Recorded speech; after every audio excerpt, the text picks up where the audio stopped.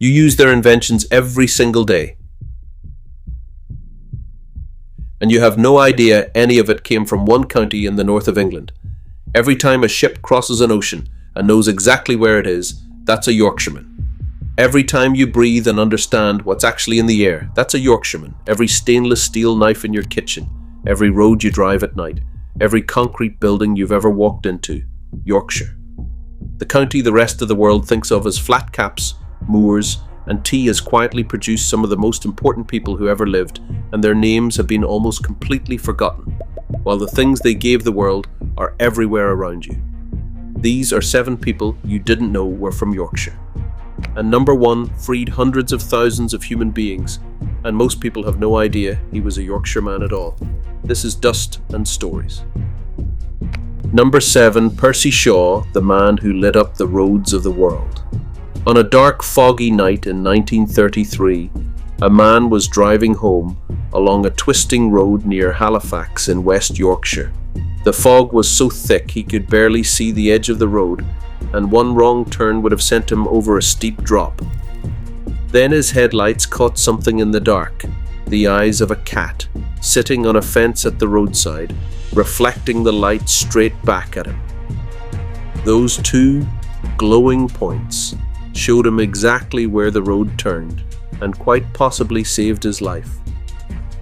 That man was Percy Shaw, born in Halifax in 1890, and the moment stuck with him. He set about inventing a device that could do what the cat's eyes had done. A small, reflective stud set into the road surface that would throw a car's headlights back at the driver and mark the lane in the dark.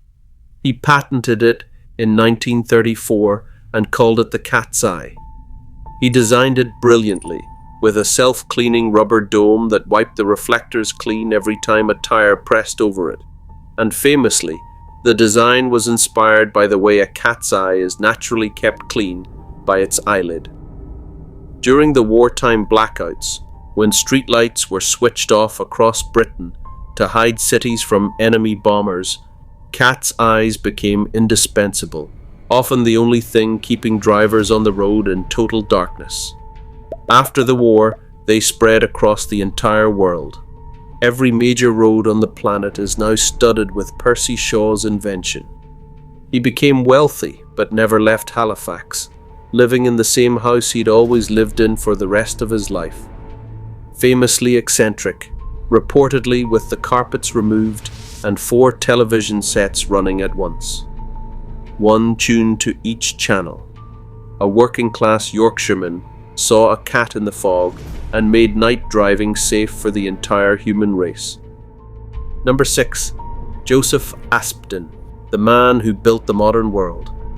Look around you at almost any building, any bridge, any pavement, any city, anywhere on earth, and you are looking at the work of a Yorkshireman most people have never heard of. Joseph Aspdin was a bricklayer, born in Leeds in 1778.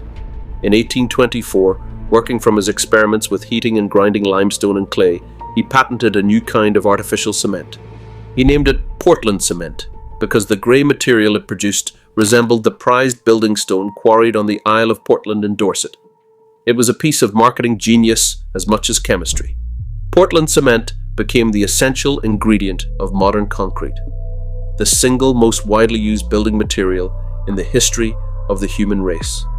Every skyscraper, every motorway, every dam, every airport runway, every concrete structure on the face of the planet depends on the material a Leeds bricklayer patented 200 years ago. Tens of billions of tons of it are produced every year. Concrete is, after water, the most consumed substance on Earth. There is a genuine argument that no single material has shaped the physical form of the modern world more than the one Aspdin created. And yet he was not some grand industrialist or celebrated scientist. He was a working bricklayer from Leeds, experimenting with a stove in his own kitchen, who happened to stumble onto the formula that would pave the planet.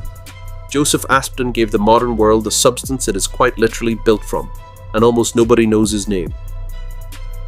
Number 5. Harry Brearley, the man who stopped the world from rusting.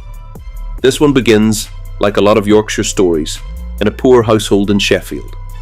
Harry Brearley was born in 1871 into a family so poor they lived in a single room.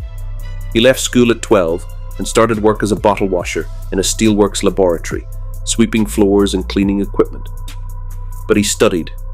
He taught himself chemistry and metallurgy in his own time, and he rose to become one of the finest steel researchers in Sheffield, the city that was already the steel capital of the world.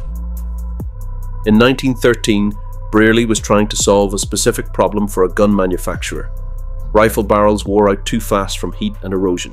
Experimenting with adding chromium to steel, he noticed that some of his rejected test samples, tossed in a scrap pile, simply refused to rust, while the ordinary steel around them corroded away. He had accidentally created stainless steel. He immediately grasped what it could do, not for guns, but for cutlery, and Sheffield was the cutlery capital of the world. Until that moment, knives and forks had to be endlessly polished and still stained, rusted, and tainted the taste of food. Brearley's rustless steel, as he first called it, changed all of that overnight. Today, stainless steel is everywhere, in your kitchen, in every hospital, in surgical instruments and scalpels, in aircraft and skyscrapers and factories and kitchens across the globe. It is one of the most important materials of the modern age. And Brearley, to his great credit, was not precious about it. He saw the invention as something that should benefit ordinary people, and he was celebrated in Sheffield as a working-class hero who never forgot where he came from. The self-taught bottle washer from a one-room home in Sheffield gave the world a metal that doesn't rust, and it touches nearly everything you do. Number 4. Sir George Cayley, the man who worked out how to fly half a century before the Wright brothers. Everyone knows the Wright brothers flew the first powered airplane in 1903. Almost nobody knows that the fundamental science of how flight actually works was figured out 50 years earlier by a Yorkshire baronet tinkering on his estate near Scarborough. Sir George Cayley, born in 1773, is regarded by aviation historians as the true father of aeronautics. He was the first person in history to identify the four forces of flight, weight, lift, drag, and thrust, and to understand that a fixed wing, rather than flapping wings, was the key to heavier-than-air flight. He laid out these principles in 1799 and published them in the early 1800s, work so far ahead of its time that the Wright brothers themselves later credited him as a founding father of aviation. And Cayley didn't just theorize. In 1853, he built a glider and reportedly persuaded his coachman to climb aboard, then launched him across a small valley on his estate, the first heavier-than-air flight carrying a human being in history. The story goes that the terrified coachman, having survived the flight, promptly resigned, complaining that he had been hired to drive, not to fly. A Yorkshire gentleman worked out the laws of flight in a country house near Scarborough, half a century before anyone managed to add an engine. Number 3. Joseph Priestley, the man who discovered oxygen. In the village of Birstall, near Leeds, in 1733, a man was born who would go on to discover the gas that every living thing on earth depends on to survive. Joseph Priestley was a clergyman, a teacher, and one of the most brilliant experimental scientists of the 18th century. In 1774, conducting experiments by heating a compound of mercury and focusing sunlight on it through a lens, he isolated a mysterious gas in which a candle burned with astonishing brightness, and a mouse could live far longer than in ordinary air. He had discovered oxygen, the element at the very center of chemistry, respiration, and combustion. Priestley identified several other gases too, and as we've mentioned before on this channel, he also invented carbonated water, the basis of every fizzy drink in the world. But Priestley was more than a chemist. He was a radical thinker who supported the American and French revolutions, and his political and religious views made him so many enemies that in 1791, a mob burned down his house and laboratory in Birmingham. He eventually fled Britain entirely and emigrated to America, where he lived out his days and was admired by Thomas Jefferson.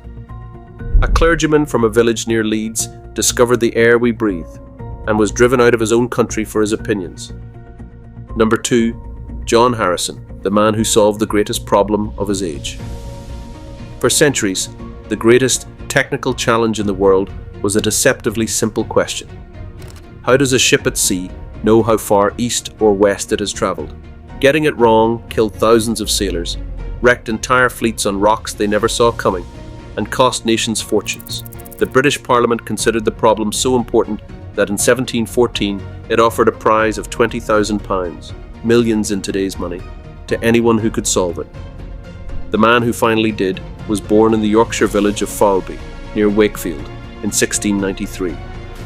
John Harrison was a self-taught carpenter and clockmaker.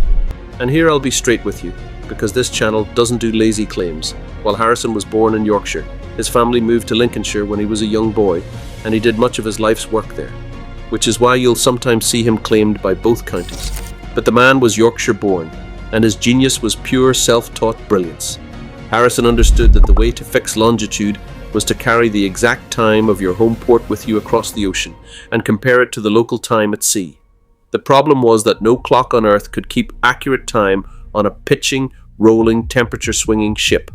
So Harrison spent decades of his life building one. His masterpiece, the timepiece known as H4, was tested on a voyage to Jamaica in 1761 and lost only a handful of seconds across weeks at sea, accurate enough to fix a ship's position to within a couple of miles. He had solved the longitude problem. The scientific establishment, who believed the answer should come from astronomy rather than a carpenter's clock, resisted paying him for years, and Harrison had to fight almost to the end of his life to get the recognition he was owed. But every ship that has ever crossed an ocean knowing exactly where it was owes a debt to a self-taught clockmaker born in a Yorkshire village. Number 1. William Wilberforce, the man who fought to end slavery across an empire.